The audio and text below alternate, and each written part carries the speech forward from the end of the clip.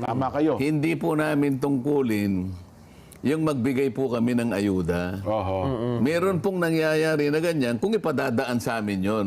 Pero kinakailangan po nating ipaliwanag, wala po sa gawain namin yon. Wala po yun sa sinumpaan namin. Ang sinumpaan po namin tungkulin, katawanin po namin kayo upang ang interes po ninyo ay palaging nadidinig at palaging napuproteksyonan. Kaya lang hindi mo sasabihin mo, halimbawa, pumunta ka sa isang nasalantang lugar dyan, Nelson. Opo. Alam mo naman binaha, halimbawa. E di nagpunta ka ng Marikina. May dala-dala kang isang kahon. Unang-una, tinitingnan yung kahon mo eh. Palagay ko. Isang kahon lang po. Ano kaya gustong patunayan itong Congressman Nelson Lubaw na to? Oho. Alam na niyang binaha tayo rito, parang nakikita ko isang kahon lang. Opo. O ede, magsisimula kang magsalita ngayon. Pinabuksan mo yung kahon. Ang laman nun ay yung mga panukalang batas na naisulong mo. Para wag humbuma, itong panukala ko. Ha? Ipinali. bago ka pa matapos mo yung ano, baka wala ng tao eh. Disgrasya. Baka binato Mga pa. kababayan, may dala po akong kahon dito. Meron kayang maniniwala sa'yo? Hindi lang yung paniwala. Meron babatuhin kayang ako. makikinig sa'yo na nagpunta ka doon sa harap ng bagong pangyayari sa buhay nila na nakanganga sila, talagang walang-wala dahil Opo. sila'y nabaha. Ang pangunahin nilang inaasahan sa'yo, maghatid ka ng kahit anong may pantatawid nila sa buhay. Pantawid. Pero ang talagang gawain mo, Nelson, totoo naman eh. Kaya mo ginawa yon sapagkat ito po ang aking mga panukalang batas na ito po lahat ay para sa inyo. Bago mo pa matapos yung una, yung una pa lang, kasi ang dala-dala mo siguro mga 2,500 pieces of legislation, kaya isang kahon eh. Opo. Isa pa lang. Palagay ko wala ng taong makikinig sa iyo eh. Ano ang ibig ko sabihin ngayon? Pangkaraniwan na, aasahan ka ng kababayan natin, maging isa ka ring tulay namin. Oho. Tingnan mo din ang kalagayan namin. Kaya nga kung minsan, kinikilala na rin namin, o sige ikaw, bigyan mo rin kami para tulungan ka namin, idaan sa ano, at matulungan ka namin pagtulungan nating ibigay sa tao ang pangunahing pangangailangan. Pero kailangan nating ipaliwanag, hindi po yun ang aming pangunahing gawain. Opo. Nasisiguro sana natin na meron tayong napapag-graduate sa kahirapan ng mga kababayan natin hanggang sila ay maubos. So kung gagayahin natin ang China, isang taon lang dapat nag-graduate na lahat sa kahirapan ng ating mamamayan. Ito yung gusto ko sanang masiguro. Ito yung gusto kong masagot ng diretso. Ang problema, hindi kami pinagtatanong. Gusto ko sanang usisahin kung bakit yung Magna Carta na ginawa natin sa loob ng 15 taon, Magna Carta 44, hanggang ngayon ay hindi naipatutupad ng maayos. Walang implementing rules and regulations. Walang listahan ng mahihirap na sila ang magiging benepisyaryo nung batas na yon. Hindi umuusad, walang ginagawa yung National Anti-Poverty Commission, walang ginagawa ang NEDA para yung listahan na yon ay makuha natin. Dahil kung ang tinutukoy nila ay mabawasan ng 1 digit ang kahirapan sa ating bansa at hindi naman sila magsisimula, kahit kailan ay hindi matutupad yung kanilang hangarin sapagkat hindi gumagalaw yung batas at walang gustong sumagot at walang gustong gumawa at ayaw nila kaming bigyan ng pagkakataon na makapagtanong dito sa bahaging ito. Gayong napaka-importante nito sapagkat ang kinakatawan nga natin ay yung mga mahihirap na kababayan dito sa ating bansa. Maraming salamat po. Kung marami po kayong na-issue, at alam ko marami talaga, na notices of disallowance, papuntahin natin dito lahat, hindi lang ang Office of the Vice President at dapat umupo dito. Lahat na po ng inisyuhan nyo ng notices of disallowance must sit here para makagawa po kami ng mas maganda, mas balanse na batas. Kung pag-uusapan po ay ang paggamit nitong intelligence funds. Do you understand, Madam? Yes, I understand po the question. So However, the committee is expecting to receive the number as well as the pertinent records pertaining to the issuance of notices of disallowance to the municipal mayors, governors, the PNP, the AFP, and such other agencies who are recipients of intelligence and confidential funds, because later on we will also summon them and sit with us.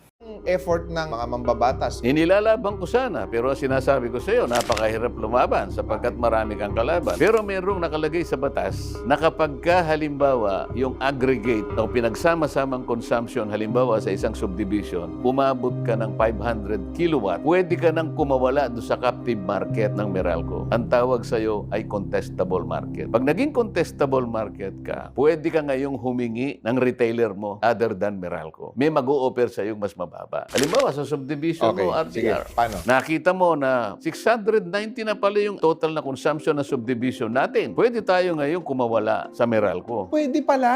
Pwede. Paano? Pupunta tayo ngayon sa ERC. Pwede silang pagpapunta ng representative nila doon. Pwede rin namang tawagan natin, Madam o Mr. ERC. Napatunayan po namin na dito sa aming komunidad, yung total na consumption ng aming mga kabahayan, lagpas na ng 500 kilowatts. Yun ang threshold eh. Ngayon, asa na po ba yung mga retailer natin? Ito yung sinasabing RCOA. Ito yung Retail Competition and Presyo ng Kuryente. Isa sa mga solusyon talaga ay pababain ang kuryente. Kapag ka mababa ang kuryente, magsisipasok ang mga mamumuhunan dito sa ating bansa. Tayo kasi sa Asia, ang pinakamataas ang rate ng kuryente. Bakit? Pati yung pinagnanakawan na kuryente, ang nagbabayad ay yung mga consumer. Pinagnakawan na kuryente ang nagbabayad kami? Yung mga jumper, sabi ng Meralco, kinakailangan bayaran po ninyo. Bakit namin babayaran? Kasi po, system loss. Isinabatas nila yon. Nakasulat yan sa billing na kuryente, Kong. Nakalagay sa billing ng kuryente, halos 6%. 6% ang system loss na hindi mo ginamit pero bawat tao na gumagamit ng kuryente sila nagbabayad. Babayaran mo. Bakit naman kami magbabayad? Di naman namin ginamit. Dalawang klase yung sinasabi nilang system loss, isang technical, isang non-technical. Yung technical, halimbawa pumuntok yung transformer o nasira yung metro nila, mga technical na bagay ito. Yung mga technical na bagay na yun, na pagkawala ng kuryente, sa atin ipababalikat yun. Ang pinakamasaklap doon, RDR, yung non-technical. Ito na yung pagkakamali ng accountant ng distribution utility. Hindi niya naisulat yung tamang gamit siguro. O yung bookkeeper, nagkamali ng kanyang entrada sa kanyang libro. At saka yung napakaraming mga magnanakaw ng jumper, tayo pa rin ang magbabayad. And sabi ko, charge. Ano naman ito? Kasi yung mga kababayan nating maraming pera kasi, hindi na nila tinitingnan, ano ba itong universal cess? Sabi nila, hindi, huwag mo nang tingnan yan. Napakahirap intindihin niya. Basta magparami na lang tayo ng perang pambayad para wala na tayong problema. Pero ako hindi. Inaral ko lang ito. Universal charge. Pati yung pinagkautangan ng dating NPC, dati tayong national power kasi, tayo ang nagbabayad sa pamamagitan ng universal charge. Yung consumer ang nagbabayad ng tayo utang? nagbabayad ng utang. Ba't wala naman tayong utang? Ba't tayo magbabayad niyan? Kaya sabi ko, dapat yung pisam na yan ang sisihin natin. Kung hindi naman sila karapat-dapat at hindi naman technically competent, sana wala na tayong utang. Sana hindi na nagbabayad ang Pilipino. Pinahihirapan tayo niyang kuryente na yan na napakaraming sinisingil sa atin nang hindi natin napapakinabangan. Hanggat hindi mo na ibababa ang presyo ng kuryente, there is a continuing violation of that law which was enacted 23 years ago. At services. mapupunta Lahat ng sa matitipid mo, mapupunta sa tao. ano yung paraan? Ibahin natin yung methodology ng Commission on Audit. Okay. Ano ang default ng Commission on Audit? Post-audit. Tapos na yung Tapos project. na. Nakita mo, lahat ng ginawa ng ahensya ng gobyerno, kasama na yung inilatag ng mga politiko, post-audit. Anong klaseng sistema yon? Kung kailan tapos na, tsaka mo pupulisin. Bago mo umpisahan, lalo na yung mga big-ticket project, talagang kapag hindi mo binantayan, maaaring pagmulan ng corruption. Magkano yung big ticket na yun? Billion ang pinag-uusapan natin dito. Billion. Let's say from 5 billion and up, big-ticket projects. Bakit hindi pre-audit? Ibig sabihin ng pre-audit, bago pa simulan, sino ba ang security guard ng kabambayan ng ating bansa? Sino? Commission on Audit. Minsan tinanong ko sa kanila, ipinipilit nyo yung post-audit na yan. Pero tingnan mo kako yung Section 36 ng inyong Presidential Decree 1445. Ito yung Audit Code of the Philippines. Nakalagay doon. Ang audit dapat preventive. Paano mo mapiprevent kung tapos na yung Kaya project, nga. tapos na yung serbisyo, doon ka lang mag-audit, na-prevent ma-prevent mo ba? Hindi. Yan ang sinasabi ko. Eh bakit hindi maisakatuparan yan ko? Gumagawa akong pilit ng panukalang batas na gusto kong ganun ang gawin natin. Ano nangyayari? Ayaw naman kasama ko. Hindi sila makakakurap eh. Isipin mo kung minsan in 2 taon na hindi man lang na-agenda yung aking bill. Ganun ang gusto kong mangyari. Sinabi ko, tingnan mo, preventive, IUEEU, irregular, unnecessary, excessive, extravagant, unconscionable expenditures of public fund prevention. Digitalization hanggang ngayon, nasa dinosaur age pa rin yata tayo hanggang ngayon. Bakit hindi ba maipasa yan, digitalization na yan? Lahat ng sangay ng gobyerno, madali na, may access ka na, through app na lang. Bakit hindi magawa? Tinatanong ko rin yan eh. Maski sa DICT, tinanong ko na nga yan eh. Isa siguro sa paliwanag, ba't ka ako bibigyan kayo ng X amount budget per year? Bakit ang inyong utilization ng budget nyo is only 25%? Ibig sabihin, hindi nila alam gamitin kung paano nila gagamitin yung budget nila. Talaga bang naintindihan nyo yung trabaho nyo? Bakit ang absorptive capacity ninyo, 25% lang, 75% babalik sa treasury? Sinabi nga ng Pangulong Marcos, sa kauna-unahang sona niya, natatandaan ko eh, sinabihan niya yung Department of Migrant Workers. Ito yung mga nagmo-monitor ng kalagayan ng ating OFWs. Ito yung Department of Migrant Workers na bagong-bagong gawa. Kailangan ma-digitize na ninyo. Kasi yun lamang kanyang mga certificate. Kailangan bang umuwi pa sila rito samantalang 3 buwan na nagtatrabaho halimbawa sa Germany o sa European Union, pupunta pa rito para kunin niya yung tinatawag na employment certificate. Eh pwede naman digital yan. Oh, nangako sila. That was the first son of the president. Ano nangyari? Hanggang ngayon, wala. Wala. Oo, sinabihin pa ang DICT, makipag-coordinate ka sa DICT para sa ganun, magawa yan. First zona. Pangatlong zona yung narinig mo, itong kahuli-huli yan. Wala to. Mass education talaga eh. Ako'y naniniwala kapag naintindihan nila ang katungkulan ng binigyan mo ng kapangyarihan. Halimbawa, sa isang senador, meron akong nakikitang 4 na katungkulan nila. Ano yun? Pangunahin na rito yung tinatawag na legislation. Ito yung paggawa ng batas. Kasing halaga yung pangalawa, ito yung oversight function. Yung oversight, kinakailangan i-monitor mo na yung ginawa mong batas ay natutupad sang-ayon sa kanyang layunin. Ito yung nakalimutan. Yung kuryenteng sinasabi ko sa iyo, ang layunin niya mababang kuryente, nakalimutan. Walang nagmo-monitor. Bakit? 23 years nang naandyan ang batas na yun. Bakit hanggang ngayon mataas pa rin ang kuryente? Natupad ba? Wala. Hindi naman kasi magte-trending yun eh. Mas inaatupag nila yung mga kusan sisikat kasi botante habol nila eh. Kaya kailangan nating ma-educate ang botante. Pangatlo, ito yung inquiry in aid of legislation. Magkadikit itong dalawa. Kasi sa paggawa ng legislation, meron kang iniisip na maganda pero kulang sapagkat di mo nakikita yung technicality nun. Kaya minsan, tatawag sila ng resource person para mapunan yung pagkukulang ng iniisip niyang panukalang batas para ma-perfect niya hanggang sa mag-graduate siya into a law. Pagkatapos ito yung constituent function, dinadalaw-dalaw mo sila. Para sa ganun, meron ka ring direct na access sa kanila. Yung palang talagang hindi natutupad kasi magtanong ka eh. Nangyari po ba ito? Wala po. Ngayon, pupunta ka sa oversight, hindi pala nangyayari. Nakumusta mo na sila? Nakaisip ka pa kung anong gagawin mo. Sa mga senador natin, may nakakagawa ba? Ang nangyayari ganito, hindi oversight eh. Hindi in aid of legislation. Exhibit A, Alice Go, ng Bamban. Yes. Nagkaroon ng resolution in aid of legislation, sabi nila, tinutugis nila, pero yung subject matter is human trafficking, illegal detention, at saka torture. Na naganap di umano sa isang lugar sa Bamban. So kung mo yung mayor is Alice Go, pati si Alice Go napatawad. Pumunta ron yung mayor. Doon sa resolution, wala siyang pangalan doon. So bakit siya yung sinalang doon? At pinagtatanong, sino ang nanay mo? Alam mo, yung in aid of legislation, merong limitation yun. Dapat magkaroon ka muna ng legislative purpose na nakaabang na yung mga panukalang batas na gusto mong punan. Human trafficking ang nakalagay, illegal detention and torture. Sinong nanay mo?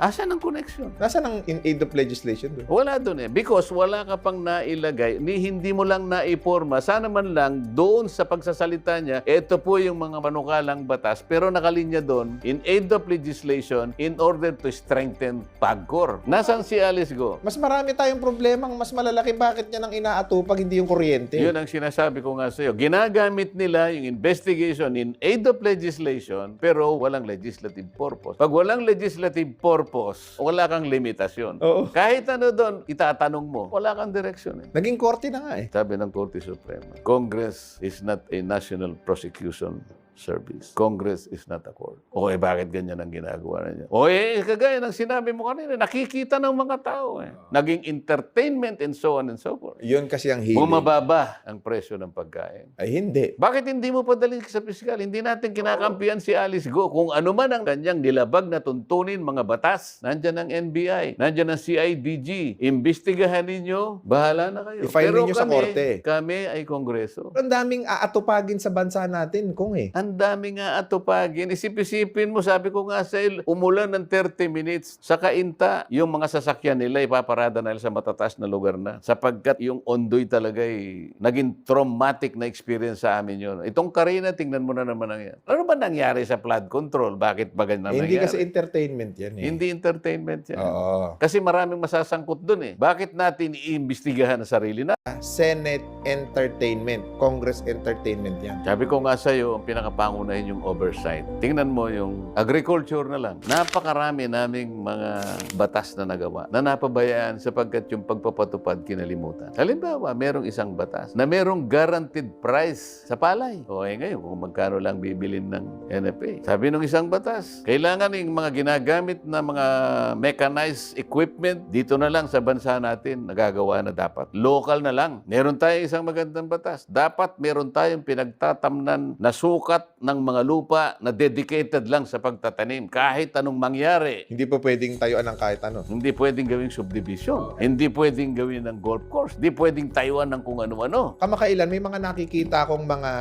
oversupply ng mga gulay. Yung kamatis, tinatapon na lang nila kasi hindi na mabenta. At marami pang mga ibang mga crops at mga pananim ang ganun din. Nasasayang lang. Ano ba yung pwedeng gawin ng gobyerno upang hindi na mangyari itong mga oversupply na ito? Ang nangyayari lang, itong mga taong mga enterprising na masyado, katulad ng nangyari sa sibuyas natin, alam na alam nila kung kailan mawawala ang sibuyas. Kaya itatama nila yung panahon na mag-i-inbox sila ng sibuyas. Hoarding. Halimbawa, bandang December, mawawala, November, December, nakatago lahat. Kaya nga, nung sabihin nila na wala pong naka-imbak, alam mo ang ginawa ko? Pinakuha ko yung kanilang electric consumption. Nagtaka sila nung una, pero yung isa nakahalata na. Talagang namutla siya. Kasi alam ko, kapag puno yung iyong bodega, ang gastos mo, 5 million pesos per month. Pagka maintenance na wala ng laman, 40 to 50,000 pesos. O nakita ko, sasabihin mong walang laman ang ano mo, bakit 5 billion yung ano? Kasi nagtapat na rin sila na merong talagang nag-ooperate na mga hoarders. Kaya umabot ng 700 pesos per kilo yung ating pulang sibuyas. Hindi tayo salat kung ang pag-uusapan ay magagandang batas. Ano yung walang kasapatan? Yung nagbabantay sa pagpapatupad ng mga batas. Sino ba dapat yun? Congress Oversight Function. Anong binabantayan nila? Project. May partisipasyon ang pamahalaan kung bakit may mayaman at kung bakit may mahirap. Nakasulat yan letra por letra sa ating saligang batas. Ang kalagayan ng isang mamamayan ay pananagutan ng Estado.